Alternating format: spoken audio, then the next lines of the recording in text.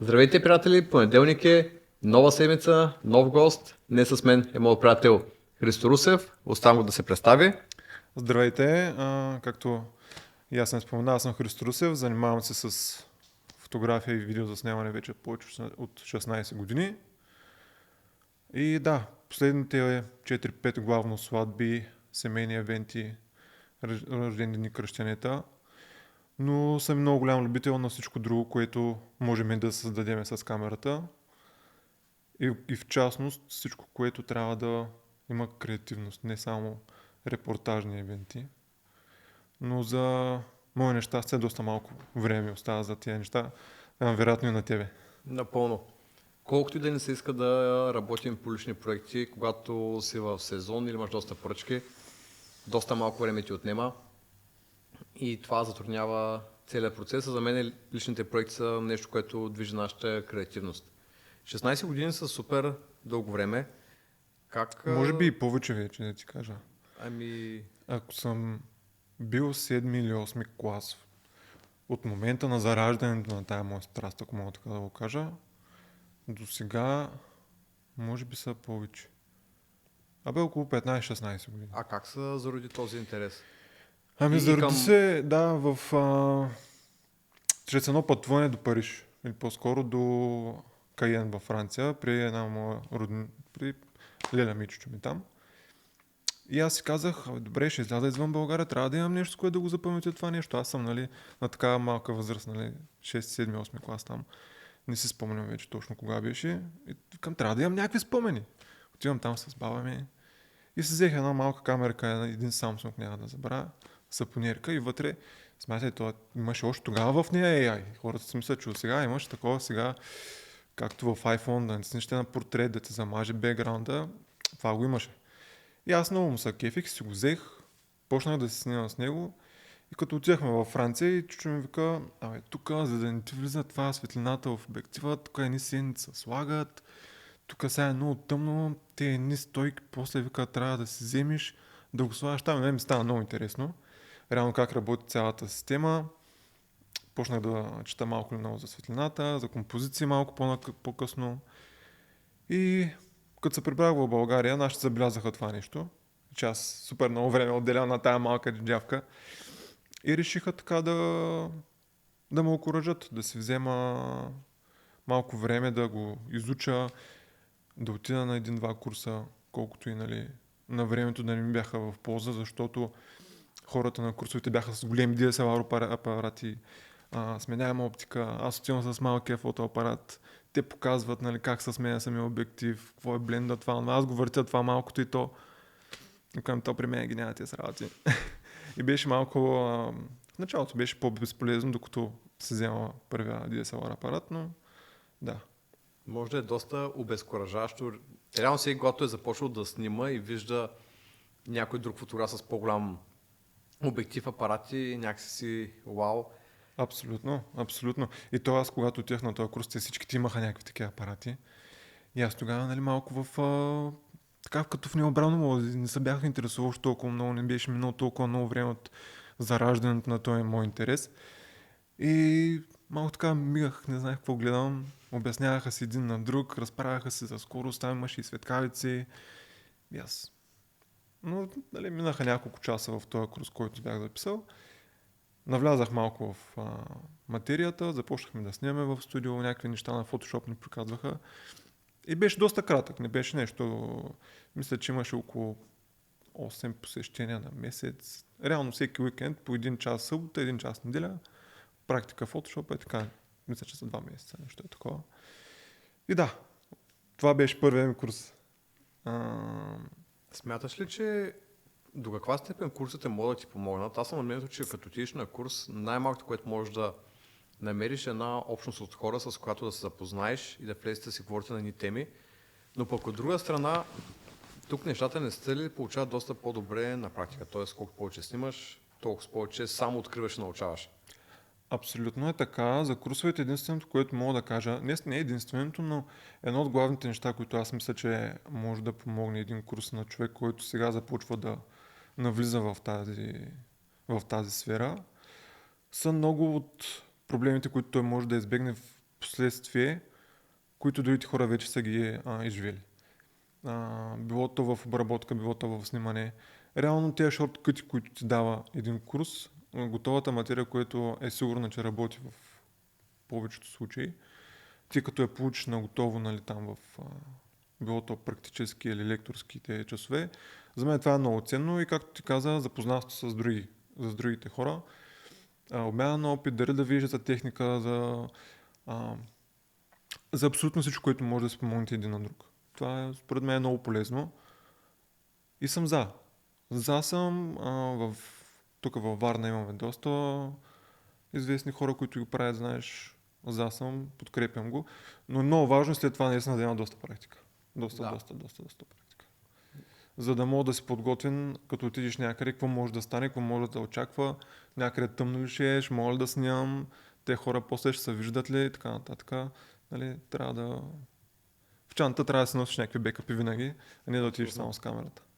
Аз спомням, имал съм снимане с хора, които те първо бяха изкарали курс, отиваме да снимаме заедно и примерно един човек си носеше една SD карта и аз казвам, как само с една карта? Колко толкова може да и стане. Това са някакви такива древни неща, дето трябва да се сблъскаш с тях, ще да са... Какво толкова ще стане, докато не стане? Докато не стане, изгубиш целият футич и стане проблем. Абсолютно. Аз спомняш ли си в началото с твой интерес беше повече фотонасочен или видео? В началото изцяло правих фотография. В началото изцяло се занимавах с снимане. Може би 8 години. 8-9 години само фотография. Докато в един момент не реших, че, как да ти кажа, доста от материалите, които можеш, нали, похвати и така нататък, ги бях изпробвал. Не мога да кажа, нали, за всички. Не мога да кажа, че съм използвал всички софтбоксове и така нататък, но имах доста вече практика в фотографията и исках малко да разнообразя нещата. И другото виждах, че в един момент стана супер пренаситено с хора, които правят снимки. И просто реших, че искам малко да разнообразя и себе си, и това, което показвам на хората, и да разширя нещата, които мога да предложа на хората. И така, вече 6-7 години даже стана главно снимам видео. Напълно те подкрепям. Като цяло, дори на мене ми е доста по-лесно да изборя фотографии, отколкото видеооператори. Семените са доста по-голям кът и смятам, че рано съм сложил по това време и си един от малкото много добри хибридни артисти, ако мога така да се изразя, хора, които ако хвани фото, ще го направи както трябва, ако хвани видео, също ще го направи както трябва. Аз наскоро се пробвах да снимам едно видео, къде се получават нещата, къде не, къде да снимаш в FSLog, къде да грейдваш. Абсолютно да. Чакай. Абсолютно да. Доста по-трудно. Много е пипкало, особено това с профилите, кога можеш да си позволиш да не е в профил, кога можеш да си позволиш да е много по-бързо, да няма грейд. Сега, примерно, наскоро снимах един момент, който знам, че и да снимам в този слог няма да имам полза от него. Само ще ми усложни работата, после като се превърна в нас пък знам, че като не трябва да го отцветявам толкова много, ще ми спести време, пък на клиентите им трябва примерно след 2 дена. И да, и трябва да си ги избираш тези неща на база на това, какво ти правят профили и така нататък, но ти са малко по-теми за Ако някой ни слуша, който те първа смята занимава или с фото или с видео, би ли обяснил от твоята гледна точка къде са разликите, кои са приликите и кое според тебе е по-сложно? Да, мога да обясня. Приликите винаги, аз съм казал, че и в едното и в другото, когато минеш, нали, началния период на познаване, да си намериш това, което ти харесва. За мен е много важно човек да има много добър поглед, цветови поглед първото, да знае това, което гледа, дали е окей или не. Не да се слагат някакви супер странни филтри, супер неестествени неща. Окей съм с, нали, всички базови промени на цветове и така нататък, за да изглежда естествено. Общо взето, науката за цветовете според мен е първото нещо, което трябва да се погледне и в двата варианта, и за фото, и за видео. Хората да могат да знаят кой цвят с кой си отива, къде работят в синхрон двата цвята, трите примерно. Другото нещо, композицията и на двете места присъства. Много важно нещо. Наблюдавам, че хората, които се занимават с видео в днешно време, много избягват от това да има композиция, с идеята просто да има динамика и да задържа поглед. Това не е нещо, което е лошо. Според мен се стигна до там, защото просто шортформ контента го изисква, за да може някой човек да си каже, това е интересно, нали, да не го скролнат нагоре. И те кадри са толкова бързо се сменят, че просто в някакъв момент просто не можеш да видиш композиция някъде, но мисля, че това е нещо, което и в двете места присъства на 100% и трябва да се изучи доста, за да, как да ти кажа, да знаеш, да си върши работа композицията. Да можеш да насочиш самия човек да гледа там, където ти искаш да гледа, без реално той да осъзнава защо гледа там. И да, другото нещо, което ме пита, кое е по-трудно, според мен видеото е много по-трудно. Първо, защото трябва да се съобразяваш с... Ако искаш всичко да е перфектно, трябва да се съобразяваш с много конкретни настройки, които да използваш. Имаш много аксесуари отделни, които подпомагат, било то микрофони, филтри, осветление. Осветлението, както знаеш, е с много по-големи лампи, не става само с светкавица, много по-тежко, което трудоемка някъде. Се изискват генератори понякога, отражатели и така нататък. Докато със светкавици, нали, с фотографията е много по-лекичко и по-компактно, може да прибориш слънцето на много по-лесни, с много по-малки усилия. Не мислим за звук, най-малко. Не мислиме за звук, да. Много е хубаво, нали, когато имаме някакъв ритуал и фотографа да не говори примерно в камерата, защото после се чува. Да, и те. Да, и такива неща трябва да се мислят, затова е по-трудно според мен. Дори някакъв малък проект трябва да се помисли за доста повече неща, отколкото за снимките. Радвам се, че това го споделяш, тъй като сега ще бутна малко и към слабения бранч. Доста булки си мисля, че видеото е като фотото и реално това, че фотографът ти дава снимките, да речем за 2 седмици или месец, вече в зависимост от договор и обработката му, за толкова време ще получим видео, а тук нещата са коренно различни. Доста по-различни са. Как да ти кажа, примерно тези кратките видеа, които се издават, наречените тревари между 2-3-5, колкото време си ги прави, нали? Много често могат да станат много бързо, но много често могат да станат и много по-бавно от очакваното. Защото обяснявам, в сравнение с фотографията, снимките могат да си ги подбереш, да си ги отцветиш, те вече са направени. Единственото нещо, което нали, като ти остава като работа е подбора, обработката и нали, общо взето е това, но докато в видеото трябва да измислиш някаква концепция за това нещо, как да се случи, как да разкажеш някоя история за 3 минути, примерно, или да покажеш тяхната история, защото в някакъв момент няма как да я промениш. Нали? Сватбата си е била сватба, нали? Те си е тяхната си история. Но в някакъв момент трябва просто наистина да ти дойде някаква идея, въображение да имаш, да си ги наместиш нещата и да не коментирам просто в някакъв момент колко трудно е да се избере някоя песен за трейлър, примерно. Стоял съм с дни в търсене на някоя подходяща песен за някоя булка или младоженец да влезе в техния стил. И затова се изисква доста повече време, според мен, видеото. А пък за дългите филми там да кажем, че около седмица, примерно, нали, отнема монтирането на един филм. Ако имате и други ангажименти през седмицата, уикенд, това нещо също забавя, нали, да включим, че всеки нали, има и друг живот, и други ангажименти, които трябва да се случат. И лично аз, когато монтирам, искам да монтирам от 9 до 6:30, 7, 8, 9, нали, да не излизам никъде от вкъщи, защото когато ми започне самия workflow, прекъсна ли го и тогава после е много трудно пак тръгва колелото на цялото нещо и затова понякога се забавят някакви неща, има и форс-мажорни обстоятелства.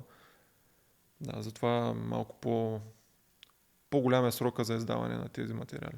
Радвам се да го чуя и от теб, тъй като в един от предишните ми епизоди бяхме с нашия колега Младен и той каза нещо много правилно. Той каза, ако реално ще сядам да работя час или два, по-добре да не сядам. Абсолютно, и аз това го усещам и съм на това мнение. Ако не работя поне 4 или 5 часа на компютъра, знам, че съм ги отделил тези 4-5 часа, няма да мръдна, евентуално ще хапна някъде между тези 4-5 часа. Аз предпочитам да свърша всичко друго, което имам за деня, да ги освободя тези неща и след това да седна да работя. Много мразя примерно ангажименти в средата на работния ден. където трябва примерно да изляза в 3 или в 4. Аз тъкмо примерно съм свършил някакви неща вкъщи, сядам в един да работи и в 3 трябва да изляза, после да се върна. И да, много е по-добре реално да имаш един по-голям интервал от часове, да седнеш, да работиш, както ти казах, да тръгне колелото, Да. да си влезеш в собствената си зона, нали, на работа, да се съсредоточиш хубаво, да си изключиш всички социални мрежи, всичко да не вибрира, каквото има да те разсейва и да си откараш ни хубави 5-6 часа там и тогава наистина и се чувстваш по-добре и ти използвам по-добре времето. Напълно те подкрепям. Аз помня си първата си сватба. Първата ми сватба, спомням си я, да. Спомням си я, както ти спомена преди малко, тогава точно ми се случи първия проблем с SD карта на първата ми сватба, така че да. Това беше един незабравим момент за мен, първата сватба и първият ми проблем с SD карти. От тогава нататък винаги по 2 карти, винаги снимате едно и също, записвате едно и също и двете, така че винаги сигурността на първо място в такива ситуации. Да, спомням се, бях доста стресиран, но мога да кажа, че за нивото, на което бях аз тогава, се получиха добре нещата. Супер. И до днес се поздравяваме с младоженци, като се видим, с тези младоженци, като се видим, спомняме си буквално първата. Да, то няма как, де. Всеки се помни. Всеки се помни. Още повече, нали, в моя случай, когато е имало и такъв инцидент, нали, с карти. Между другото, един от въпросите ни беше към тебе, дали си губил записи. Аз ще направя една лека препратка, че случва ми се и на мен. Даже тогава ми се наложи да правя видео и просто всичко между 11 и 1 беше фалва с проблем. Точно на тази сватба ми се случи. Да кажем, едната карта от влизането в ресторанта до, може би, първия сватбен танц, тези ритуали, които се случват, менче, разчупване, питка и така нататък, тези 30 на 40-50 минути ги нямах на тези карти. Наскоро ми се случи друг инцидент, където пак изгубих, нали, не по моя вина изцяло кадри, там нямаше как да възстановя абсолютно нищо. Съответно всичко по договори, абсолютно всичко се спазва и се компенсират напълно хората, когато се случат такива неща. Това е много важно да се спазва, да имат хората договори, да е писано в тях и хората, когато направят някакъв такъв гаф, те да инициират тези неща и да контактнат хората и да им кажат, виж, че това се случи, единственото, което мога да направя, нали? Да се спазва това, което е в договора и така. Понеже и двамата знаем, че имаме много, как да кажа, особено последните години има много хора, които въпреки договори и всеки неща не са спазвали неща. Аз много държа на тези неща. Да се подписва договор, да се има фактури за абсолютно всичко и хората са спокойни и аз да знам, че всичко е окей, защото въпреки че аз всичко гледам да е подсигурен, понякога по наша вина се случват недоразумения и трябва да се застраховам за тези неща.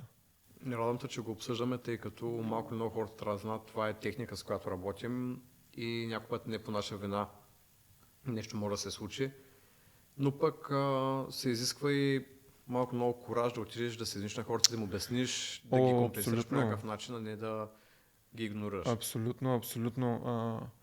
Аз когато разбрах за тая случка, мога да ти кажа, че 3-4 дни не съм спал. Мислех точно какво да кажа на хората, как да им го предоставя, че знам този момент, че е много важен за тях, както и за мен, нали, моята работа е много важна и просто не намирах подходящите думи да успея да изразя колко съжалявам, че това нещо се е случило, но просто в този момент, когато нямаш избори, събираш смелост, изливаш си това, което си е и да, няма какво да се направи понякога. Виждаш ли някакви промени в сватбените двойки от към трендове? Давам ти най-прост пример. Едно време, като започвах да снимам сватби, снимах масово хора, които бяха по-големи от мене. Сега се случва така, че в повечето случаи те са по-малки от нас. Mm-hmm. Друга генерация са и имат бих могъл да кажа, по-голям достъп до интернет, до нови трендове и до голям степен имат по-изразени идеи, как искат нещо да изглежда. Виждаш ли някакви такива промени в твоята работа? Ами да, доста хора има, които в комуникацията, нали, преди самия сватбен ден, са ми показвали неща, които са видели на друго място, което са им харесали в работа на някои други колеги, които искат примерно да направим в формата, било то на някакъв рил или в това да направим пак някакво клипче с гости и така нататък. Но ако трябва да бъда честен, не ми се случва често някой да има конкретно изискване да направим точно това. Имаме примери, имаме неща, които, нали, са като желание. Ако можем да ги направим, и, нали, в обсъждането стигаме до консенсус, че ще ги направим, ако остане време, защото, както и ти знаеш, в един сватбен ден може много неща да искаме да направим. Обаче, когато дойде, нали, самия ден, когато нещата тръгнат да се случват, и понякога въобще не остава време за тези трендове, защото те, нали, според мен са хубаво нещо да ги направим, да получи клиента това, което иска, но в крайна сметка, според мен, по-важното и това, за което сме там, е сватбата, а не примерно да направим някой друг тренд или да имаме нещо конкретно да си качиме. Ако остане време, с удоволствие правиме креативни неща с младоженците, с шаферите, с кумове, събираме много хора. С удоволствие ги правим, но пак казвам, когато имаме време, с удоволствие. А не ти ли е любимо да получиш видео, примерно от някоя италианска сватба в Тоскана и ти кажат, ми така си представям моята сватба? Ами да, миналия сезон даже имах една случка, говорим си с булката и тя казва, си къде ще ни е сватбата, тук около Варна беше, така, много се я представям в италиански, сицилиански стил. Аз казвам, супер, понеже аз не бях ходил на това място да снимам. Казвам, добре, явно ще е много готино, отдавна искам да снимам нещо в тая визия. И как да ти кажа, че в краденето на булката младоженец се яви с гайда, примерно, и той свирише на нея и прескачаха огради, примерно, на една къща. Аз казвам, това е много социалянски стил, нали, в Италия. Те там така се крадат булките и ще стане супер. Гайди, да.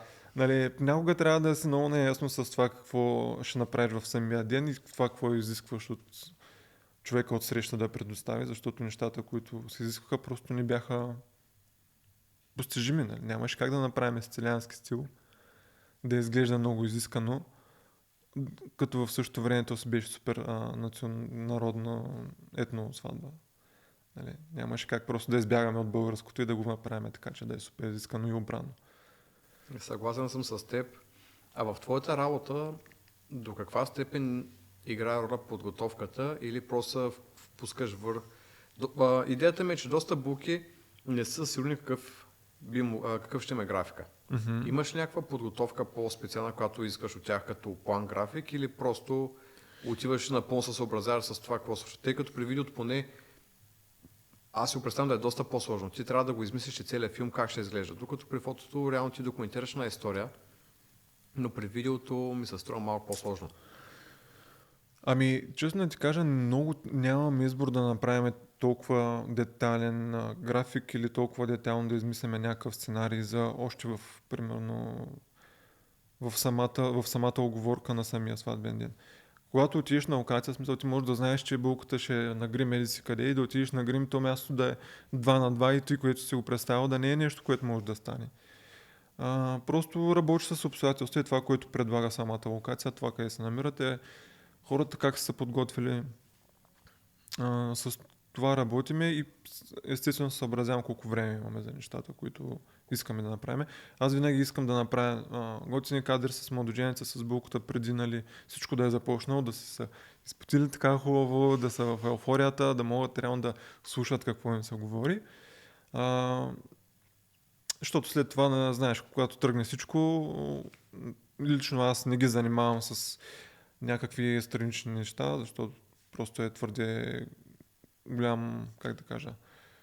Не искам да хвърлям вниманието си върху мен и в моите изисквания, искам хората просто да се наслаждават на самия си ден и да го изживеят такъв, какъвто биха го изживели, ако знаят, че никой не ги снима. Не искам аз да съм там, да ги притеснявам, да могат да ме виждат, да се притеснят от камерата. Но в някои моменти си позволяваме да инсценираме някои неща, но те са много, много по-рядко. Било то в фотосесии, после лично аз съм много по-голям фен на, как да кажа, на фристайл снимането на фотосесии. В това да има движение, да са си близки хората, отколкото да ги поставим някъде, да стоят като статуи. един вид да им наместваме пръст по пръст, нали, по самите тела да им наместваме стойките. Това е моето виждане за тези неща. Обичам да са естествени нещата. Вече в самия филм после, как да ти кажа, повечето сватби, които монтираме целите филми, те са долу-горе хронологично това как се развиват нещата. Евентуално някъде монтираме и успоредно. Нали, когато имам подготовка мъдружение с булка, там е много интересно да се случват успоредно малко, според мен нещата. Как, нали, в един нормален филм има действия, които се случват на едното място и успоредно се случват действия на друго място и от време на време в монтаж, нали, ги сменяме. Това според мен е най-натуралното, е най-естественото, което може да гледат хората поне според мен, в своя си филм. Това е бил техния ден, не правя някакъв сценарий, холивудски неща да променям, да смесвам кадри от едно място на друго, да изглеждат по-добре, в смисъл да се умешват неща, защото просто в един момент губиш представа сега какво става, тук къде сме. Пробвал съм го веднъж, на мен не ми хареса, аз съм на мнение, щом на мен не ми хареса какво става на другите хора и да. Като казах холивудски филми, с навлизането на изкуствен интелект, мисля, че той може да ти помогне по някакъв начин в твоята работа. Говорим като видеообработка. Като видеообработка на този момент не съм срещнал софтуер, сайт, бот или каквото и да може да ми помогне. Има колеги, които използват изкуствения интелект за преправяне на кадри, сменяне на локации, добавяне на дървета и така нататък. Това може да помогне в някои случаи, но ако някой клиент изиска това нещо от мен, нали, очаква тези неща от мен, просто им казвам, че този човек прави такива неща. Аз просто не съм от тях и не съм фен на тези неща, да изкривявам нещата до такава степен, че да не можеш да ги познаеш това, верно ли беше там, нали, не съм го видял, пък то реално не е било там.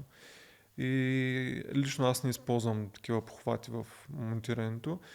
Може би в приливка от кадър в кадър, може нещо да се случи, но цели рекомпозиции на самото място не правя. И лично аз не го използвам. Има софтуери за подкасти, които са много в помощ, но това нещо не работи при мен, защото той е на база аудио от цялото нещо и лично при мен няма как да сработи. Ако говорики за слабени видеа и филми, според тебе каква е златната среда като времетраене? Колко време трябва да е дълъг един трейлър и един слабен филм? Ами лично от моя опит, за мен трейлърите между 2 и 3 минути са най-харесвани от клиенти и на мен също най-много ми харесват. И това е защото може да стане достатъчно динамично и имаш достатъчно време да покажеш най-хубавите си кадри в 2-3 минути, да няма такива филъри, в които някой да може да си каже това е скучно, нали? Това не е толкова интересно.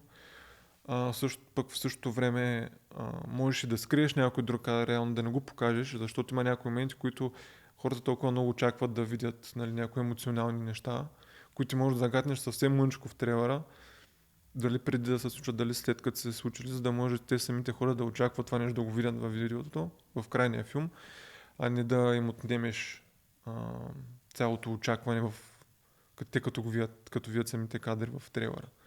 Така че според мен между 2 и 3 минути позволяват точно това нещо да се случи.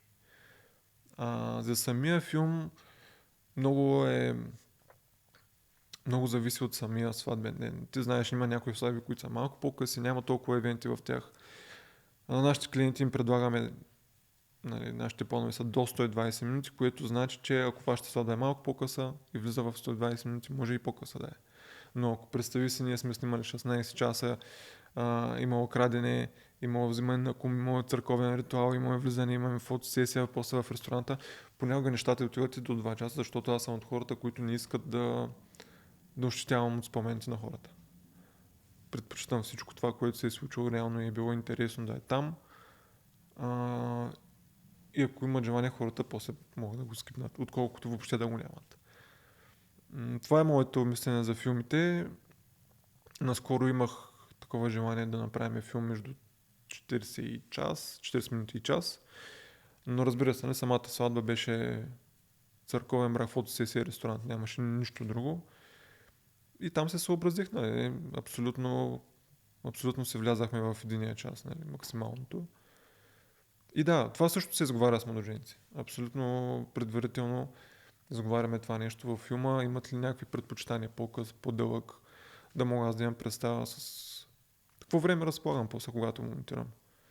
Но повечето си казват, че искат че нямат претенции колко ще е дълъг. Има някои казват, то повече от час и половина някой да го гледа. Имам хора, които са им давали 3 часа филм и са го гледали примерно 10 пъти за 3 седмици. Нали, всичко е според това клиента какво изисква, каква продължително ще му хареса на клиента от средата. Съобразявам се изцяло с това изискване. Много правилно го каза, че тези неща е хубаво да са обсъдят предварително, а не клиента да подпише договор, да сте го обсъдили, след това да иска нещо, което да е извън договор. Обсъдихме и нашата гледна точка, че не може да сгафим с нещо, което също трябва да е описано, но пък има и друга гледна точка, че някой път клиентите някакси са пробвали да прескочат договора и да искат повече неща. Абсолютно има такива неща. На мен ми се е случвало. То не е било в постфактум, да кажем, след свършена моя работа, но ми се е случвало в сватбен ден някой да ми зададе въпрос, примерно това ще го включиш ли в забавното ни видео после и така нататък, пък ние дори не сме коментирали нещо такова, аз съм малко така. Ако имат забавни неща, може да коментираме да направим такова видео, нали? Случва ми се хора да се стараят да бъдат забавни самия седени, да правят някакви штури неща с идеята да има такова и аз им казвам хора просто изживейте си деня, както го усещате, не мислете за това, какво после ние ще ви дадем като резултат, защото тогава после става едно овъртинкване в целия ден, да мислите това сега в камерата, хвана ли се това, не се ли хвана, това забавно ли беше и едно притеснение. Случва ми се хората да си мислят, че имат нещо, което ще получат, пък въобще да не сме го коментирали, така че да. Много е важно да се обсъждат тези неща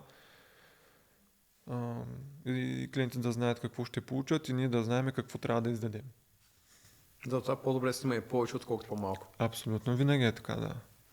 Ако трябва да те изкарам малко извън света на славяната фотография, ти се занимаваш с доста странични проекти, поне което съм забелязал, и с музикални клипове, с рекламни видеа. На мен отстрани като твой приятел и обикновен, как да кажа, то не е клиента ми потребител, ми се струват супер интересни, примерно, и като човек, който не е записал музикални видеа, са ми доста интересен целият процес. Може ли да ни разкажеш за някакви такива проекти, кой ти е бил любимия, ако имаш такъв? Да, имам любим проект. Честно да се призная, последните 2 години малко не че странил умишлено, но реално не търся такива клиенти. Поради простата причина, че ми се е случвало в доста от последните музикални проекти. Аз да съм доста по-амбициран от хората, за които реално ги правя и в един момент се едно ставаш така, че аз ги бутам супер много да направим нещо яко за тях, пък те дори нямаха толкова голямо желание и си казах, че ако дойде някой човек, който иска да направи музикално видео, нали, трябва да е някой човек, който виждам реално желание за това нещо. Случва ми се да снимаме музикален клип, в който самия снимачен ден да се изискват 7, 8, 10 часа на снимки и на мен ми се каже, примерно в 4-тия час, човек на мен май вече не ми се снима или изморих се вече и така нататък. Пък някои от големите и много успешни музикални проекти изискват повече от 12 часа, нали, на сет да се снимат неща. И затова в днешно време повече съм осветител, камерамен и така нататък на някои други проекти, които не са лично мои. Но да, и любим видеоклип имам. За него се постарахме доста. Трябваше да намерим доста локации. Ходихме до едно близко село, в едно ТКЗС снимахме, в едни големи чували с тор. Изработвахме едни големи фонове с дупки, извъртявахме пушък с вейпове отстрани. Смисъл, това беше още доста отдавна, преди 4-5 години, може би. Един от първите музикални клипове. Това ми беше много, много интересен клип за снимане, защото всеки ми се навиваше на къла да го направим това нещо, да намериме, да се разходиме до там. Просто хората, с които го правихме, бяха точно толкова амбицирани да стане нещо хубаво, колкото и аз. И се получи добре. мога да кажа за оборудването, за знанията, които имахме, за крайния резултат, който трябваше да стане, нали, предварително как си го представяхме.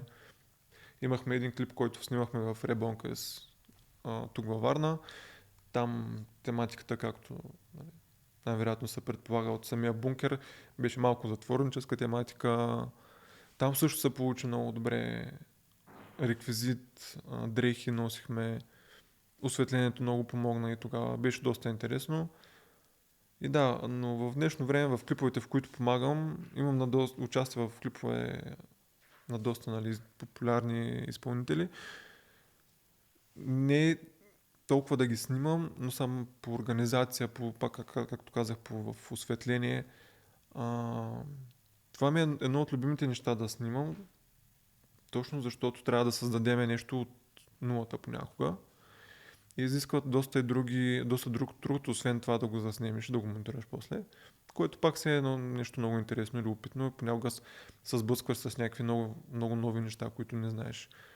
Нали, имаш една визия, не знаеш как да се стигнеш до нея и самия процес да научиш някакви неща, да изобретиш нещо, за да стигнеш до конкретна визия.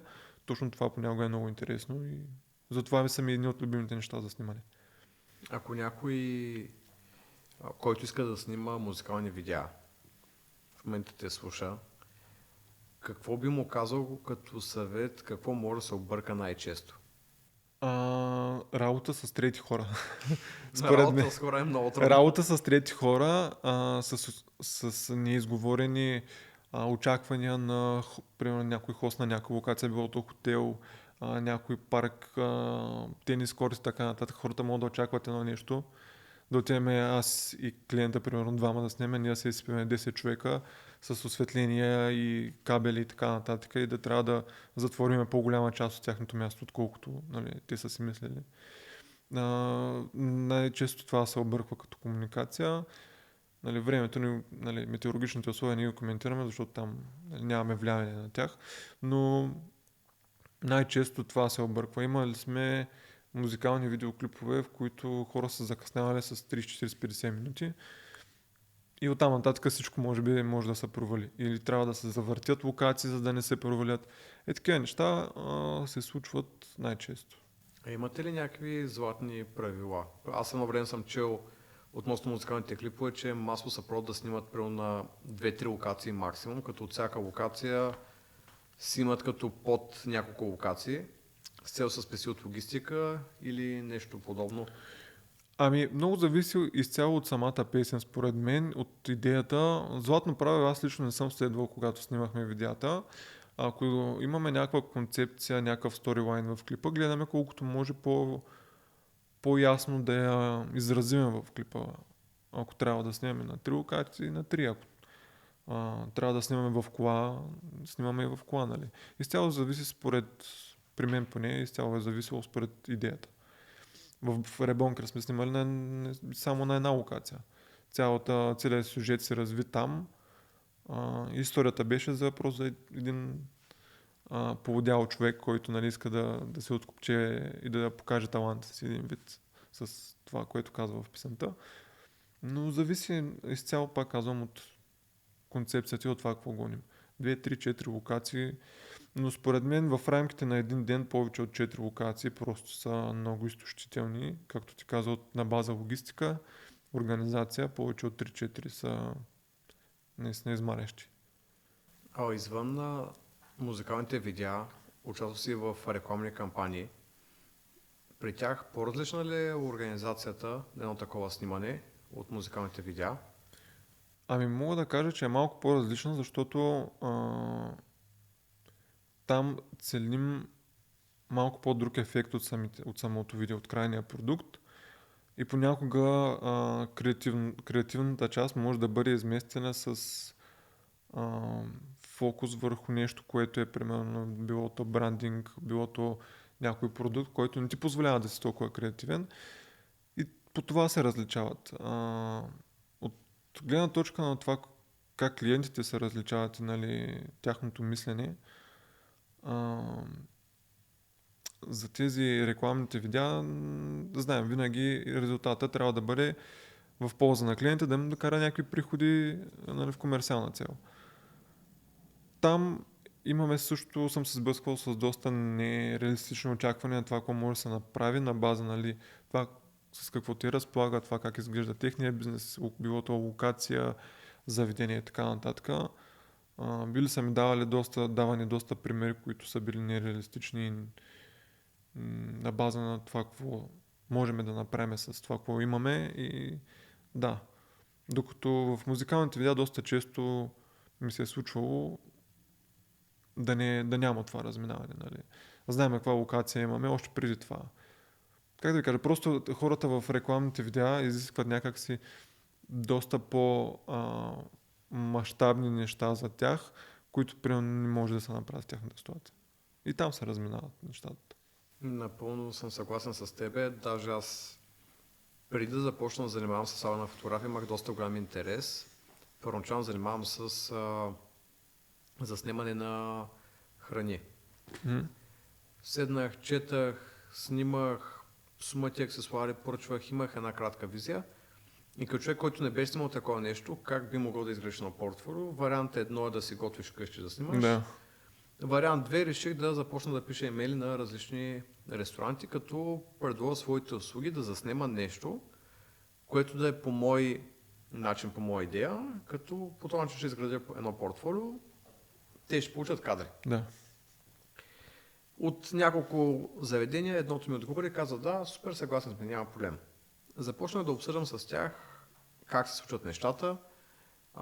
Имах визии, както ти по-рано каза, относно цветове, контраст, кой цвят, какъв тип емоция възлага върху човек, който гледа. Исках да снема и стилист, човек, който да подреди масата, храната. Тоест да стане едно, да не е просто снимка на чиния, ами да има една цялостна композиция и визия, нещо, което е малко по... което не се среща толкова често в днешно време. Като цяло и идва снимачния ден, аз съм подготвил всичко, снимам, правим и идва управител и казва: аз не си представям такива снимки, аз искам просто топ-даун шот на чинията. Ами да, ето за такива неща. И ти стоиш и почваш да се чешеш сега, аз искам да се направя моето си нещо и хората ме търсят заради този продукт, а не направят това, което те искат още повече. Сега условията тогава бяха малко да си свършим услуга, защото все пак прохождаш в този бранш, ще някакви кадри. И с това, като се сблъсках в едно-две заведения и си казах, до тук ми беше кариерата на фуд фотограф или фотограф на храна и като цяло се отказах, но точно за тези детайли става дума, че не винаги клиента и фотограф са на една вълна, за жалост.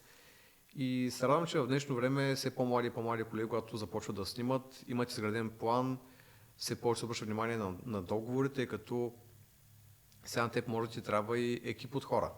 Тоест, това също трябва да им се обясни. Не да си мисля, че ти си one-man show отиваш, защо това струва толкова. Трудът ти не е отиваш, снимаш хората доста често, дори и по тези известни сватбени групи, по които предполагам се засичал всякакви теми от хумористични до трагични, малко тук с сатира говорим, но е така. Хората се чуят, защото ти отиваш и взимаш едни пари за един ден работа, всъщност то се крие доста работа за това. Освен музикалните видеа, рекламните видеа, имаш ли нещо, което да си искал или да снимаш в личен план за себе си, което да ти отвори твоята креативност? За креативност може би да, искам да снимам, понеже съм фен и на автомобили много. Искам много да снимам точно в тая насока, искам да снимам автомобили, всичко свързано с тях, но за жалост не ми остава време да снимам въобще такова нещо. За мое щастие тук един от последните ми 2 проекта бяха точно свързани с коли. Много се радвам за което. Но това нещо наистина мисля, че имам какво да покажа на хората и не ми остава достатъчно време, за да го правя. Често и на самите, понеже нямам неограничен ресурс с коли и неограничени връзки, да мога да покажа на хората нещо интересно. понякога хората, които ми се навиват да снимаме с техните автомобили, реално те пак очакват да отида с една камера и да я направя няколко снимки. Много от хората не знаят, че много от снимките, които гледат в интернет и нали, се кефят на тях, са направени с изключително много техника и една снимка е направена примерно от рекомпозиция на 30 други снимки, за да може тази кола да изглежда по точно този начин. Да няма отблясъци, всяка извивка да се е в абсолютно да се вижда сянката и нали, да нямате отражение в коя и така нататък. Това се изисква време и някои хора имат различно представяне на това, като отидем да им снимем колата, какво ще се случва. И това пак идваме до темата от почти винаги, когато се коментира за комуникация и за това да знаеш какво реално ще се случи, какво ще се предостави, какво да очакваш. И затова понякога, като снимаме автомобили, конкретно фотография, може да излезем да снимаме 2 часа и да направим 3 кадъра на колата или 5. Хората очакват цяла фотосесия галерия от 100 снимки. Ами за да се направят тези хубави кадри се изисква време. Особено като си one man show.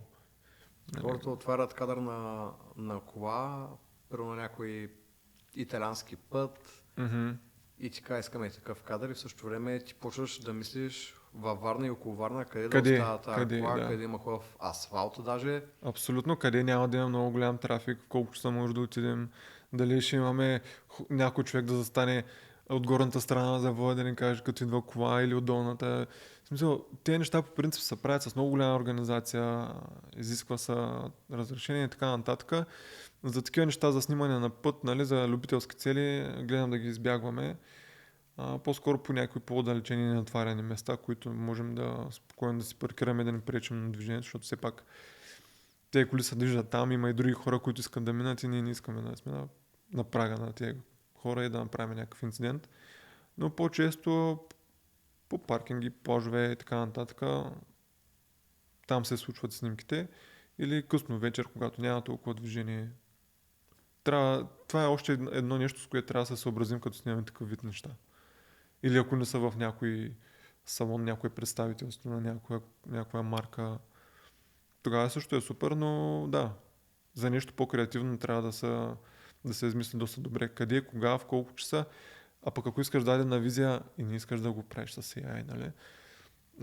Трябва да се обрежеш с времето, в колко часа трябва да си там, да си там примерно 15-20 минути по-рано, да си изкараш светкавици апарати, да знаеш.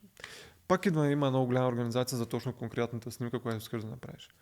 Нали, според мен аз съм на това мнение, че винаги имаш един мейншот, една снимка, която ти си визуализираш и искаш на 100% да направиш. И след това, ако можеш, взимаш най-доброто от това, което времето ти предоставя. Било то като светлина и реално като колко време имаш с автомобил.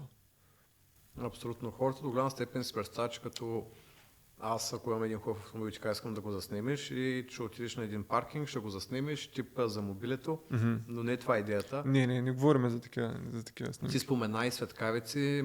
Като цяло, сигурен съм, че има някои от слушатели, които те първо в момента се чешат главата и си казват, ама защо пък са ползват светкавици за заснемане на автомобил. Предполагам, че и филтри може да се наложи да се използват, за да няма отражение. Абсолютно, да. Цялата подготовка е доста по-различна от това, което хората си представят за жалост.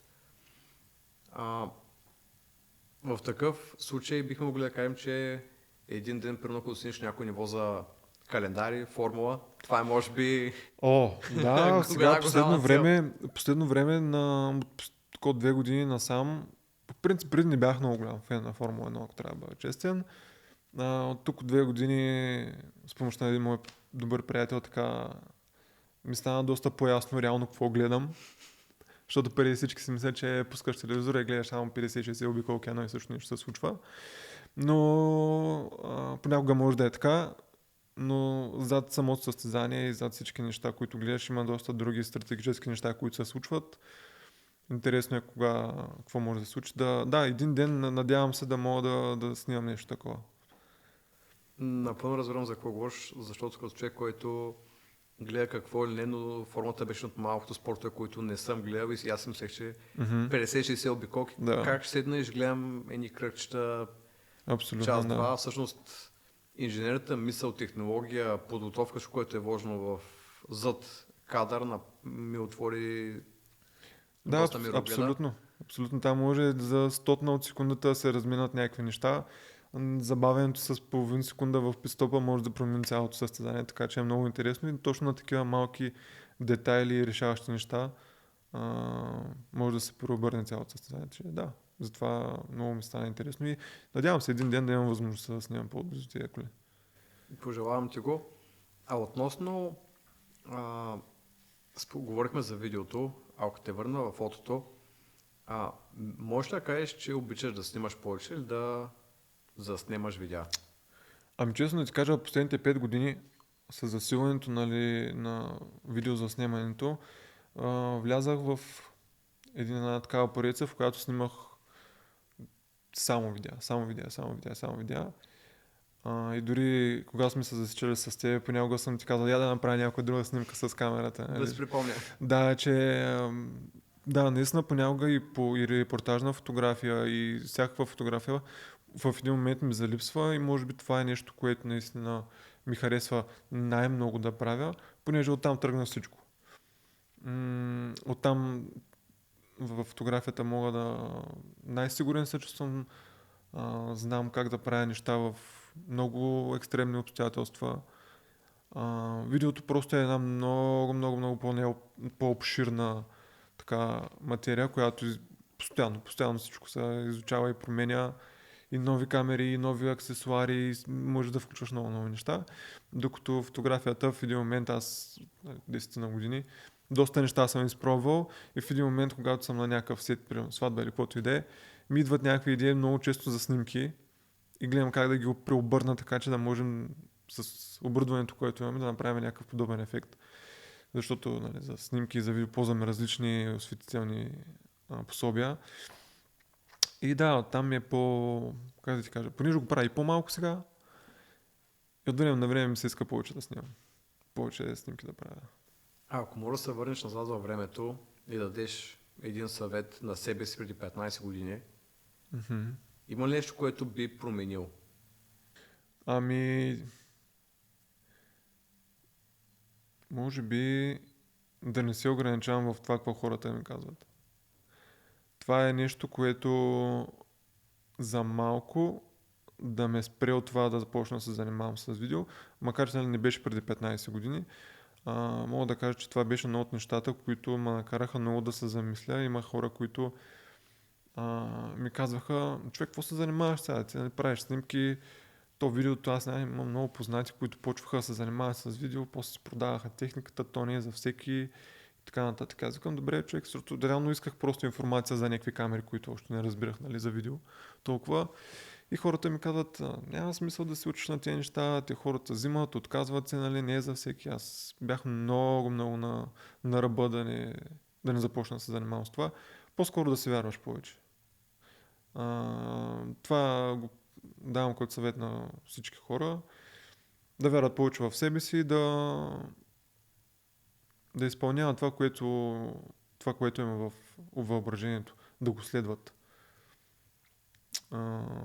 Аз много харесвам един цитат на Пикасо, всичко, което си го представяш е реалност. Защото в един момент, в който аз съм си представил много неща и съм си мислил, че са измислица или само плод на моето въображение, в някакъв момент просто съм ги създавал или съм ги виждал или съм достигал до там. Може да не е сега, след година-две, но в един момент се вършиш да си кажеш, ай, човек, аз си мислях за това преди 5 години, гледай сега това се случи. Така че хората да се следват своето, да не се отказват това, какво ми казват другите хора. И малко тъпо, но да не спират да работят на това. В смисъл да не слакват, да не се отпускат, примерно в един момент, когато така всичко върви супер, нали, сега ще се починем малко. На мен ми се е случвало лично и ми е изиграла лоша шега. Трябва да има константност, въпреки че нещата ви се случват и успявате, трябва да се продължава да се прогресира на някъде, а не да се лежи на това ухо, че сега нещата се случват. И да, общо това е нещо като съвет. Аз гледам да си го давам на себе си всеки ден, защото особено в зимните месеци, когато обработвам повече видеа вкъщи, има малко по-голямата свобода да работя, когато реша. Но гледам да си го напомням така, да не бягам и аз от това мое нещо. Страхотен съвет.